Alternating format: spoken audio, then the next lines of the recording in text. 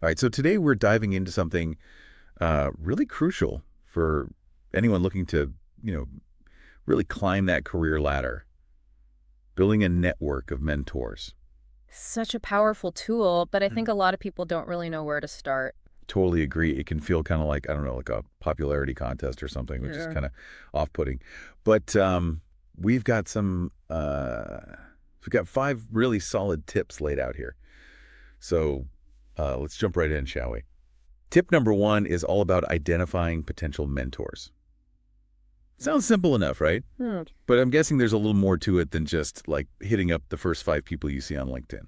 Oh, absolutely. I mean, you really want to be strategic about it. Like, the source really emphasizes finding people who've got experience in the areas that you specifically want to grow in. Right, so it's not just about finding someone with a fancy title. Exactly. It's Yeah. more about like pinpointing those individuals who have walked the walk, and can offer insights relevant to your unique career aspirations. Makes total sense.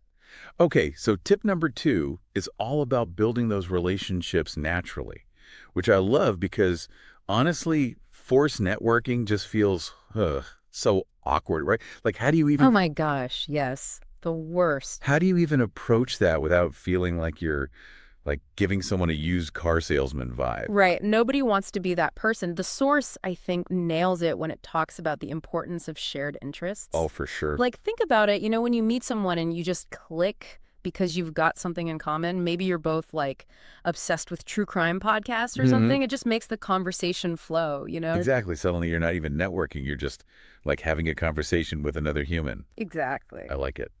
Okay. Tip number three. This one feels a little, I don't know, vulnerable maybe. Ask for advice. Part of me is like, what if they say no? You know, Yeah. like rejection is scary. It's totally normal to feel that way, but honestly, most people are actually flattered when you ask for their advice, especially if you're thoughtful about it. Okay. So how do you approach it in a way that doesn't make you sound, I don't know, clueless? Well, I think the key here is to be specific. Like, instead of just saying, hey, can I pick your brain sometime, which feels very vague and open-ended, try something like, hey, I know you've got a ton of experience and mention a specific skill or area, and I was hoping I could get your thoughts on mention a specific challenge. You see what I mean? Oh, totally. So it's about coming to the table with like a clear purpose, not just expecting them to solve all your problems. Exactly. Okay, that makes sense. And it shows that you value their time. Okay, tip number four, offer value in return. I've got to be honest, this one initially struck me as a little transactional, maybe. Like, are we bartering for mentorship here? No, not at all. It's not about like keeping score or anything. I think a better way to frame it is thinking about it in terms of reciprocity. Mentoring should be a two-way street. Okay, so like what does that look like in practice? Well, it could be something as simple as, sharing an article that you think they might find interesting, or offering to help them with a project, or even just introducing them to someone in your network who could be beneficial to them. Right. So it's about recognizing that you bring something to the table too, even if you're not like the CEO yet. Exactly. Everyone has something valuable to offer. I love that. Okay. Last but not least, tip number five, stay in touch.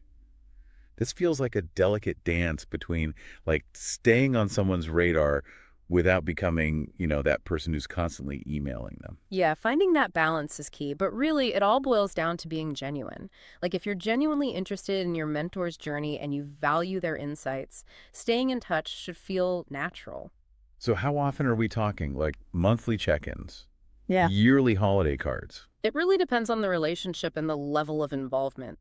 I wouldn't recommend bombarding them with daily updates, but a quick email every few weeks or so, just sharing a quick update on your progress or asking a thoughtful question, can go a long way. Right. So again, it's about being mindful and respectful of their time, but also showing that you're invested in the relationship. This has been super insightful.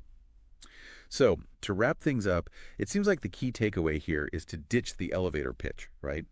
Approach building your mentor network like you would any other meaningful relationship with authenticity and a genuine desire for mutual growth. 100%. And remember, a great mentor, they're not there to give you all the answers. They're there to challenge your assumptions, to push you outside of your comfort zone, and to help you find those answers for yourself. And that is truly invaluable. Absolutely. So go out there, find your people, and start building those mutually beneficial relationships. Because let's face it, we could all use a little guidance on this crazy journey we call a career, right? Right.